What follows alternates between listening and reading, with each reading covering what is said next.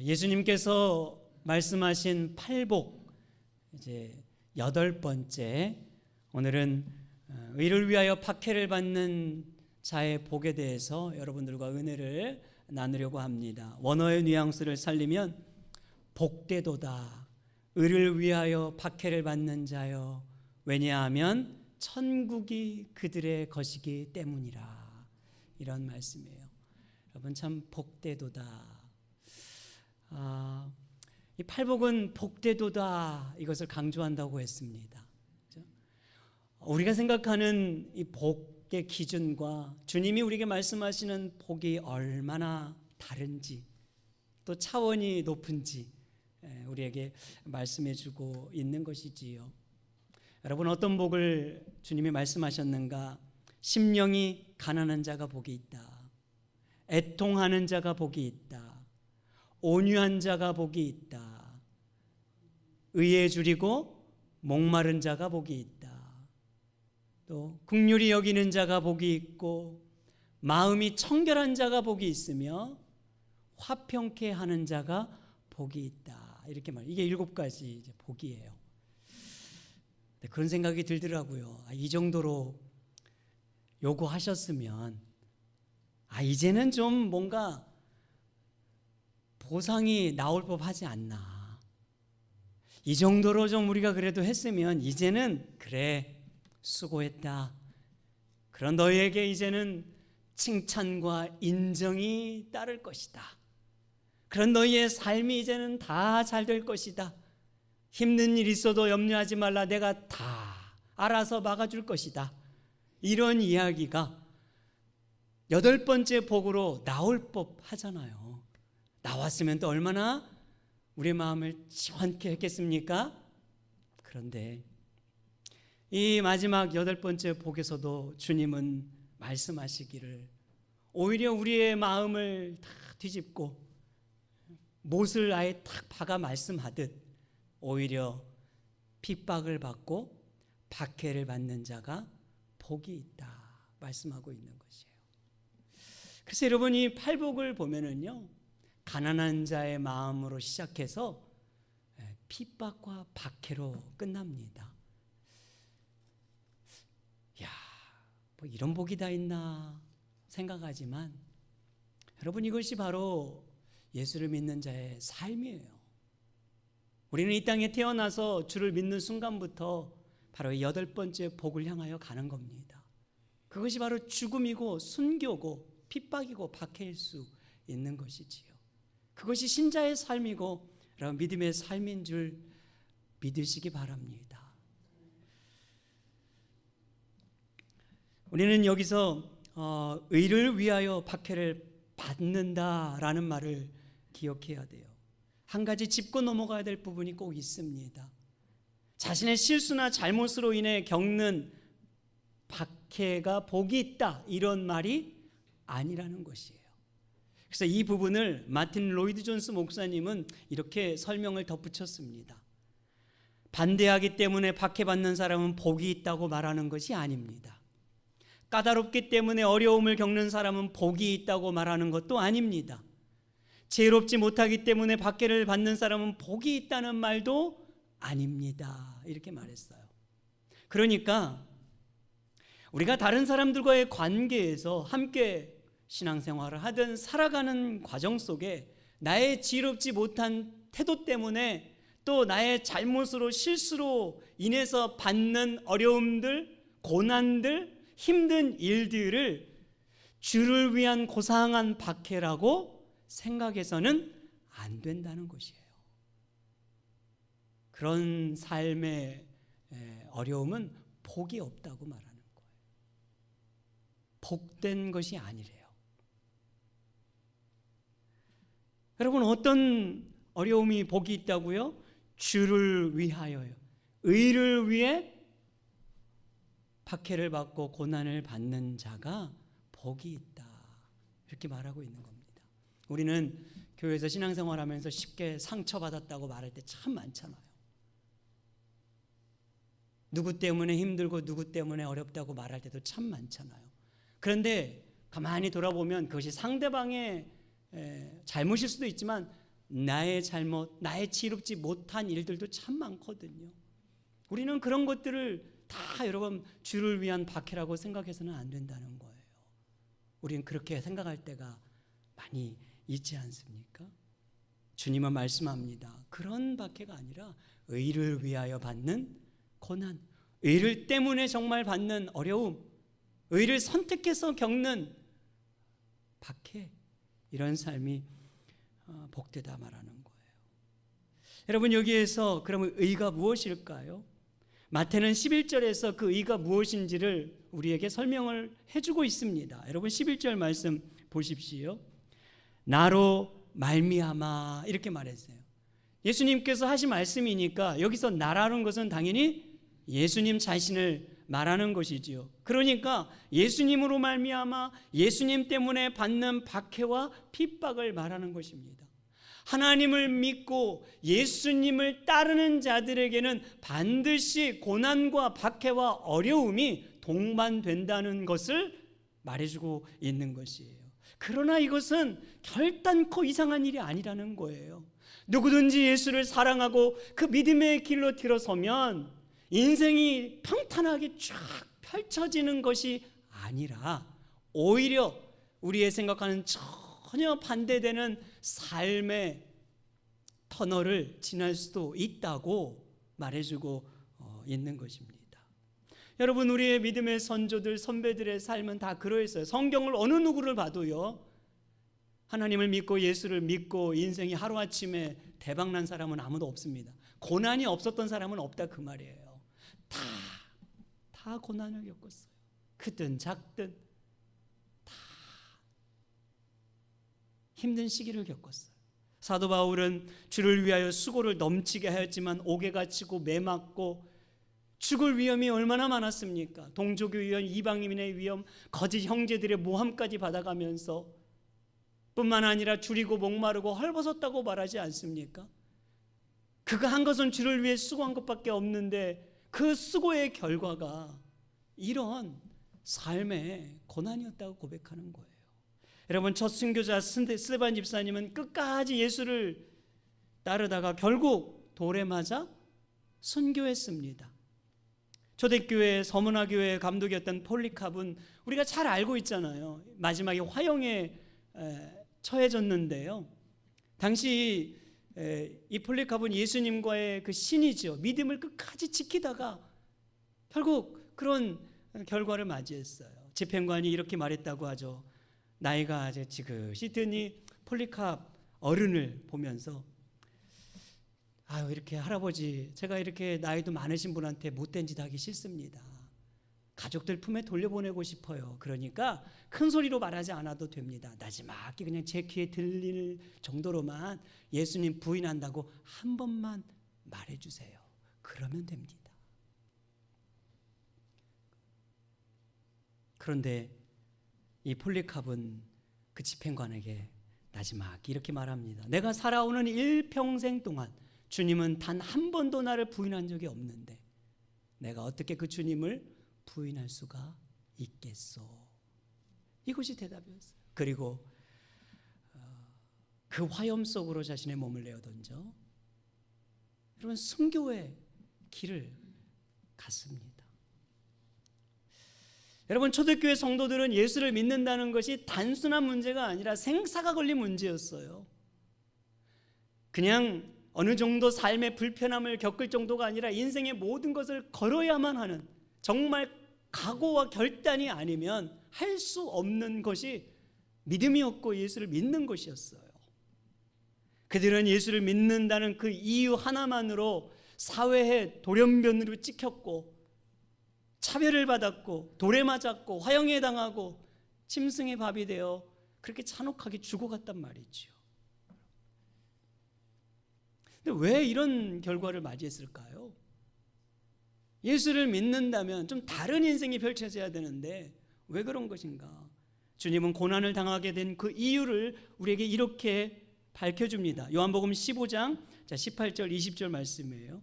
세상이 너희를 미워하며 너희보다 먼저 나를 미워한 줄을 알라. 너희가 세상에 속하였으면 세상이 자기의 것을 사랑할 것이나 너희는 세상에 속한 자가 아니요 도리어 내가 너희를 세상에서 택하였기 때문에 세상이 너희를 뭐 한다고요? 미워하느니라. 그리고 20절에서는 결국 세상이 나를 받게 했듯이, 미워하여 받게 했듯이 마땅히 나를 믿는 너희도 미워하여 받게 할 것이다.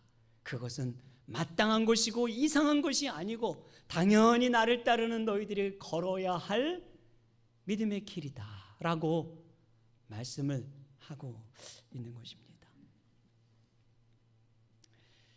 여러분, LA에는 컨미션이라는 선교사님들이 거주하는 숙소가 있습니다. 우리 김영곤 목사님께서 이제 그곳에 잠시 머무실 때 제가 그곳에 들린 적이 있는데요. 거기에서 이 나지부라는 아프가니스탄 목사님을 만나게 되었어요.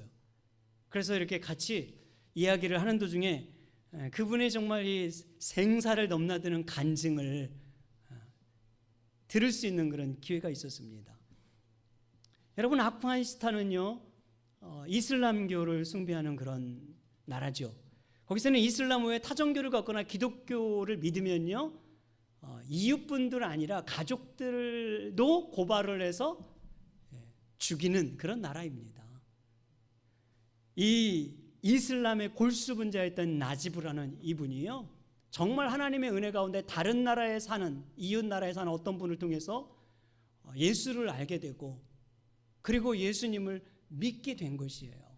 물론 개인적으로도 또 주님을 만나는 그런 체험들이 있었습니다. 그러면서 이분이 결국 여기가 진짜구나 해서 이슬람, 그렇게 평생을 믿었던 이슬람을 거부하고 기독교를 전향을 한 것이지요. 그러니 당연히 어떻게 되겠어요? 사람들의 눈에 띄기 시작. 왜? 이전에 열심히 이슬람교에 막 뭔가 열심히 했던 사람이 뭔가 이제 행동이 다른 거예요. 참여도 잘 안 하고 사람들의 눈에 띄기 시작하죠. 그리고 이분이 이제 뭔가 이 신앙의 이 변화가 있다는 걸 알게 된 거죠. 그래서 순간 이 생명의 위협을 이제 느끼게 되어서 이분이 이제 동네 사람들을 몰고 와가지고 자기와 자기 가족들을 이제 끌고 가서 죽일 것을 알았어요. 그래서 어떻게 했냐면 자기 집 옥상에 올라가가지고 여러분 몇 날을 낮과 밤을 보초를 선 거예요. 혹시 사람들이 자기네를 죽이러 올까봐. 그렇게 며칠 보초를 서고 그렇게 이제 위기들을 벗어나가지고 정말 남은 형제들을 두고서 이 가족만 우여곡절을 지나 간신히 다른 나라로 가서 미국으로 이제 들어오게 된 것입니다. 그리고 이제 미국에서 이분이 목회자가 되었어요. 그리고 현재 저 아리조나에서 이 아프간 자기 조국을 위해서 사역을 하더라고요. 라디오 방송 이런 방송 사역도 하고. 그래서 그분이 여전히 자기의 형제들이 아프가니스탄에 남아 있대요. 어떻게 될지 자기도 모르겠대요. 걱정을 하시더라고요. 자기를 기도해 달라고. 기도하겠다. 여러분, 지금도요 전 세계에는 예수님 믿는 것 때문에 목숨을 걸어야 하는 분들이 있어요. 교회에 나와야 하는 이 문제가 목숨을 걸고 나와야 하는 분들이 분명 있습니다. 그런데 이런 이야기를 들으면 우리는 참 감동이 되잖아요. 정말 그렇구나. 대단하다. 하지만 나와는 전혀 상관이 없는 이야기로 느껴진단 말이죠. 왜? 우리의 삶의 모습은 그러지 않으니까. 여러분들 오늘 우리 교회 오신다고 그냥 목에 막 누가 칼을 겨눈 분이 있습니까? 이 교회 온다고 죽이겠다고 협박하는 분이 있었습니까? 없잖아요.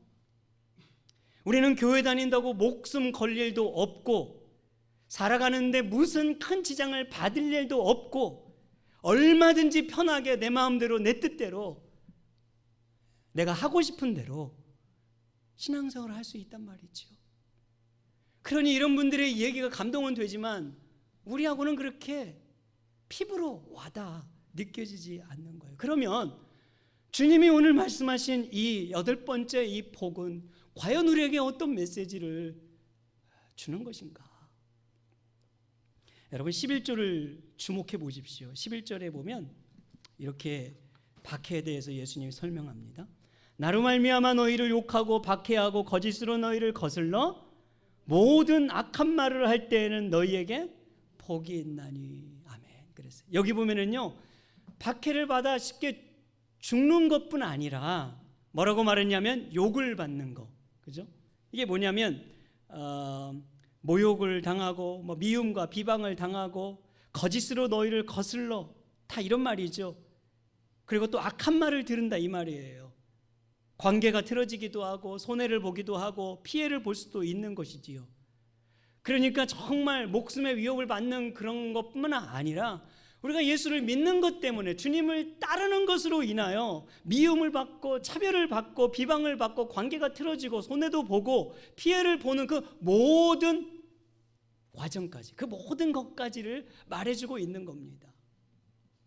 여러분 예수를 믿으면요, 분명 여러분들의 어려움을 겪어야만 해요. 아이, 목사님 사는 것도 힘든데 꼭 그래야 되겠습니까? 이렇게 반문할 수 있을지 모르지만 반드시 그래야만 합니다. 반드시예요, 여러분. 예수를 믿는데 모든 게 그냥 다 평탄해요? 그분은 예수를 제대로 믿지 않는 거예요. 왜? 예수를 믿는 순간 이 세상이 추구하는 가치와 주님이 말씀하시는 이 삶의 가치는 너무나 다르기 때문에, 세상의 원리와 방식과 하나님 나라가 추구하는 원리와 방식은 반대되기 때문에, 상반되기 때문에 부딪히는 것이 너무나 많기 때문에 부딪혀야만 하는 거예요. 여러분, 초대교회 성도들이 고난을 받게 된 이유는요, 황제 숭배를 거부하고 예수를 믿었기 때문에 그 이유도 있지만, 그 시대에 황제와 더불어서 정치인들이, 로마인들이 기독교인들을 더 두려워하고 무서웠던 이유는 뭐냐면요, 기독교인들은 전혀 다른 방식으로 살아가고 있었기 때문이었어요. 다른 삶의 방식의 모습을 보고 더 두려운 거예요. 그들은 삶의 태도가 다르고 추구하는 가치가 달라요. 말과 행동이 다 다르다니까요. 전혀 우리의 삶의 모습에서 보지 못했던 그런 모습을 보는 거예요. 고난과 박해를 받음에도 불구하고 그들은 다 전혀 다른 태도의 모습을 보였기 때문에 그런 것입니다. 우리가 이 세상의 방식과 가치를 거부하고요, 하나님 나라의 가치와 방식을 따라 살면 필연적으로 불편함을 느낄 수밖에 없어요. 부딪힌다니까요. 마음이 편치 않는 일이 생기게 돼요. 더 나아가 비방도 받게 되고요, 더 나아가 친구들에게 좋은 소리 못 들을 수도 있고요, 손해를 보기도 하고요, 피해를 봐야 하는 그런 결과가 마땅히 따르게 된단 말이죠. 그런데 이상히 여기지 말라는 거예요. 지금 잘 믿는 것이기 때문에, 그것이 바로 천국 백성의 징표이기 때문에, 그것이 바로 천국 백성의 면류관이기 때문에 결코 그것을 이상히 여기지 말라. 믿으십니까? 아멘 소리가 좀 작긴 해요. 참 아멘 크게 하기 쉽지 않죠. 그래 여러분, 신앙을요 우리는 늘 점검해야 돼요. 그러니까 아무 문제가 없는 게 좋은 건 아니에요, 여러분. 아무 문제가 없으면 문제가 있는 겁니다. 뭔가 신앙에 지금 문제가 있는 거예요. 여러분, 현 시대에 살아가는 신앙을 무너뜨리는 가장 큰 위험과 적은요, 외부의 핍박이 아니라 내부에서 오는 것이라고 합니다. 그것을 뭐라고 말했냐면, 여러 가지로 말하지만 자기우상이라 그랬어요. 자기우상. 이 자기우상에는 어떤 게 있냐면 안일함, 편리함, 나태함. 우리는 신앙생활하면서 얼마나 편리함을 추구하는지 몰라요. 교회 와서 조금만 불편해도요, 그거 참지를 못하는 사람들 많습니다. 뭐가 불편해요? 뭐가 못마땅해요? 뭐가. 살아가면서 조금만 어려움을 만난다고요? 그거 견디지 못하는 분 많습니다. 왜 나한테 이런 어려움을 다냐고. 우리 주님 앞에 불평하고 원망할 때가 참 많이 있지 않습니까? 그런데 여러분, 사실 조금만 적당하게 타협하고 적당하게 맞추고 그러면요 아무 문제 없어요. 다 좋아요. 서로가 내 마음도 편하고 당신도 편하고 다 뭐 거기에 전혀 불편할 일이 없단 말이죠. 그래서 우리는 나도 모르게 그렇게 안일함과 편안함과 편리함에 순응하며 그것이 좋은 신앙인 양 살아갈 때가 있다 그 말이에요. 그런데 그게 가장 우리를 무너뜨리고 넘어뜨리게 만드는 적이고 위험이라고 말하는 것입니다. 여러분, 참된 믿음의 사람은요 불편함이 있어요. 여러분, 교회의 장소가 불편할 수도 있고 관계가 불편할 수도 있고 생활이 불편할 수도 있고 그것 때문에 듣지 말아야 될 소리도 들을 수도 있는 거예요. 정말 예수를 믿는 참된 믿음의 사람은 들어요. 믿지 않는 저 아버지한테도 듣고 형들한테도 들었듯이 여러분들 주위에 믿지 않는 사람한테 들을 수 있는 거예요. 제가 이 말씀을 이렇게 묵상하다가요, 이 존 버년이 쓴 철로역정이라는 책을 이렇게 문득 또 생각을 하게 되었어요. 이 책을 제가 몇 번 읽었었는데, 여러분, 이 철로역정은요 성경책 다음으로 가장 베스트 중에 베스트, 가장 많이 읽힌 책이 철로역정입니다. 근데 이 책은 어떤 책이냐면 믿는 신자가 저 본향 천국에 들어가기까지 이 땅에서의 겪는 순례의 여정을 이렇게 잘 묘사해 놓은 그런 책이에요. 여기에는 크리스찬이라는 한 사람이 등장합니다. 그 한 사람이 이제 이 땅을 통과해서 저 천국에 들어가기까지 이렇게 모든 겪는 그 과정들을 다 담아내고 있는데요. 이 순례의 길을 가는 도중에 이 크리스찬이라는 한 사람이 믿음이라는 한 사람과 동행을 하게 됩니다. 두 명이 동행을 하는 거죠. 그런데 그들이 허망이라는 도시에 이르게 돼요. 허망. 이 허망이라는 도시는 아담의 후손이 반드시 필연적으로 지나가야만 하는 도시예요. 그래서 이 도시는 물질, 성공, 힘, 지위, 외형을 추구하는 이 세상의 모습을 상징적으로 보여주는 도시입니다.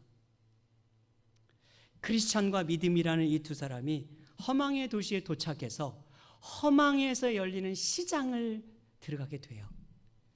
시장에 딱 도착하자마자 모든 사람들의 관심이 이 두 사람에게 쏠리게 됩니다. 거기는 세 가지 이유가 있어요. 시장 사람들의 옷과는 차림새가 달랐어요. 그래서 눈에 띕니다. 그리고 시장 사람들이 사용하는 자극적인 말투와는 언어가 달랐어요.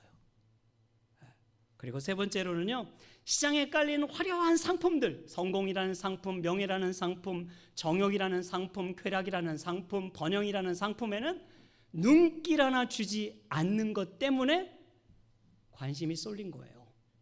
그래서 시장 사람이 이 둘에게 묻습니다. 아니, 도대체 당신들은 무엇을 원하시오? 예, 저희들은요 진리를 사고 싶습니다. 저희는 진리에게만 관심이 있습니다. 이렇게 말하니까 깜짝 놀라고 분위기가 험악해져요. 아니, 이렇게 좋은 것들 다 놔두고 무슨 듣도 보지 못한 진리를 사고 싶다고 말하니까 사람들이 웅성이기 시작합니다. 그 두 사람을 비아냥거리기 시작하고 위협을 가하기 시작합니다. 그리고 급기야 소동이 일어나고 이 두 사람을 잡아다가 감옥에 가두었어요. 그리고 재판대 앞에 세웁니다. 재판장이 이 두 사람을 향해서 이제 증인들을 이제 불러요. 도대체 이 두 사람이 뭘 잘못했는가? 증인할 사람이 있습니까? 세 사람이 등장하는데 그 세 사람의 이름은 시기심이라는 사람, 미신이라는 사람, 아첨이라는 사람이에요. 자, 이 세 사람이 입증을 하는 거죠. 아, 예, 재판장님, 이 크리스찬과 이 믿음이라는 이 두 사람이 말이지요, 이 우리 도시에 와가지고 얼마나 물을 흐르뜨리는지 아주 못된 사람들입니다 하면서, 이 사람들은 이 허망시의 사람들이 추구하는 가치와 관습과 방식을 다 무시하고요, 믿음과 경건의 원리를 추구하는 사람들입니다. 그런가 하면 이 사람들은요, 우리들이 그렇게 사랑하고 숭배하는 신을 매도하고요, 우리가 그렇게 존경하는 허망의 도시의 이 대감들, 음란대감, 사치대감, 허영대감, 탐욕대감들의 이 명예를 경멸하고요, 그리고 하나님을 기쁘시게 하는 것과 영원한 생명만이 가치 있다고 주장해서 우리를 그렇게 괴롭히고 있습니다. 결국 이 세 사람의 이 이야기를 듣고 재판관이 이 배심원들을 다 불러가지고 판결을 내렸는데, 사형 판결을 내렸어요. 야, 이 두 사람은 진짜 못된 사람들이구나. 우리를 물을 흐르뜨리고 말이지. 먼저 감옥에 갇혔던 이 믿음이 결국 사형 언도를 받고 형장의 이슬로 순교하게 됩니다. 그것을 바라봤던 크리스찬이라는 이 사람의 마음이 참 힘들었어요. 그런데 잠시 형장이 이 재판이 미뤄졌던 이 크리스찬이 감옥에 있다가 잠을 자는데, 꿈에서 이 순교한 믿음이라는 사람이 하나님이 예비하신 그렇게 멋진 수레를 타고 우렁찬 나팔 소리와 함께 천국으로 들어가는 것을 보게 됩니다. 아, 그렇구나. 이게 진짜 그리스도인의 삶이구나 깨닫게 되는 거예요. 여러분, 그리스도인의 최후가 이렇게 되는 거예요. 이렇게. 이 이야기는 우리에게 뭘 보여주냐면, 믿는 자들이 이 땅을 살아가는 동안 세상 사람들과는 다른 삶의 가치와 방식으로 살아가야만 하기 때문에, 그로 인하여 마땅히 뭐가 있다고요? 어려운 일이 있다고요. 힘든 일을 만날 수 있다고요. 급기야 죽을 수도 있다고요. 여러분, 우리가 이 세상 사람들의 삶의 방식을 그냥 그대로 따라가면은요, 아무 문제 생길 이유 없습니다. 적당히 타협하고 적당히 입에 맞추고 적당히 그렇게 살면 아무 문제 없어요.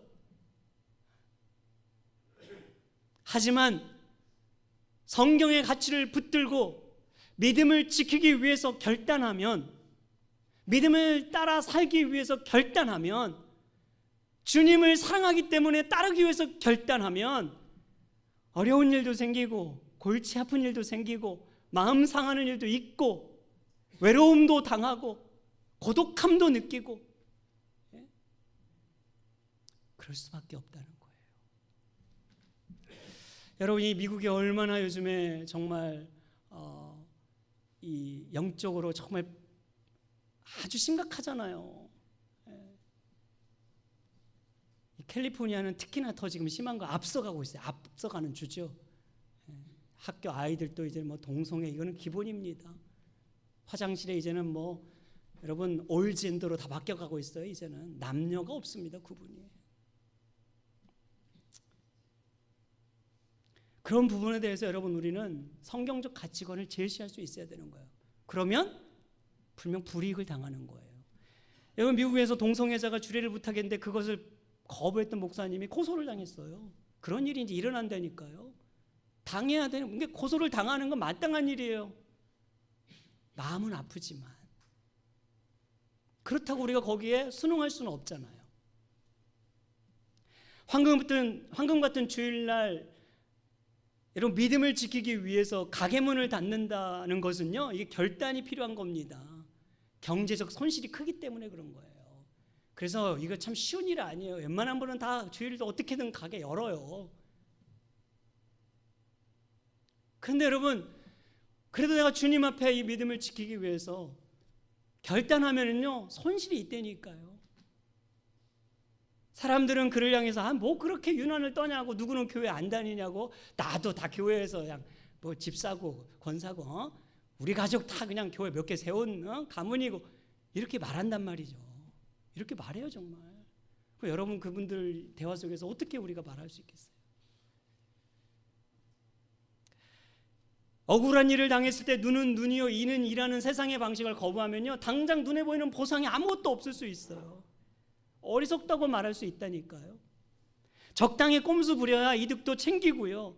그러한 방식을 거부하면 정직하게 살면요 돈도 못 벌고 아이고 이 세상에 지금 저렇게 미련한 사람이라고 손가락질 받고요. 옆에 있는 친구들한테 지인들한테 그렇게 받을 수 있는 거예요. 근데 그게 당연한 거라고요. 감수해야 되는 거예요.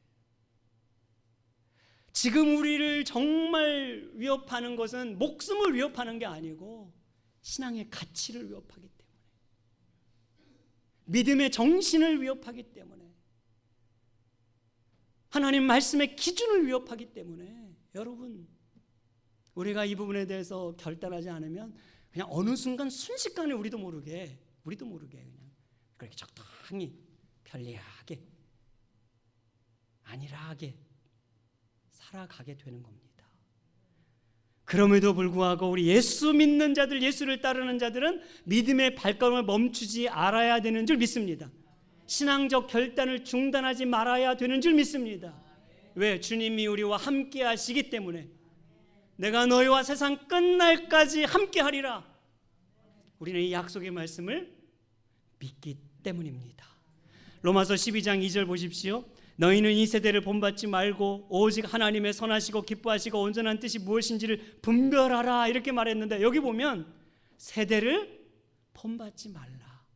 본받지 말아야 돼요. 본받지 않다 보면 어떤 결과가 생기냐면 디모데후서 3장 12절이에요. 보십시오. 무릇 그리스도 안에서 경건하게 살고자 하는 자는 뭐를 받는다? 박해를 받는다. 본받지 않는 것은 경건하게 살기를 추구하는 것이잖아요. 그 결과가 어려움, 힘든, 불편함, 고생, 때론 핍박, 박해, 순교 결과라니까요. 그런 삶에 그럼 무엇이 여러분 우리를 기다리고 있습니까? 베드로전서 1장 6, 7절 말씀 보십시오. 우리 같이 이 말씀은 읽어보시죠. 시작. 그러므로 너희가 이제 여러 가지 시험으로 말미암아 잠깐 근심되게 되지 않을 수 없으나 오히려 크게 기뻐하는도다. 너희 믿음의 확실함은 불로 연단하여도 없어질 금보다 더 귀하여 예수 그리스도께서 나타나실 때 칭찬과 영광과 존귀를 얻게 할 것임이라.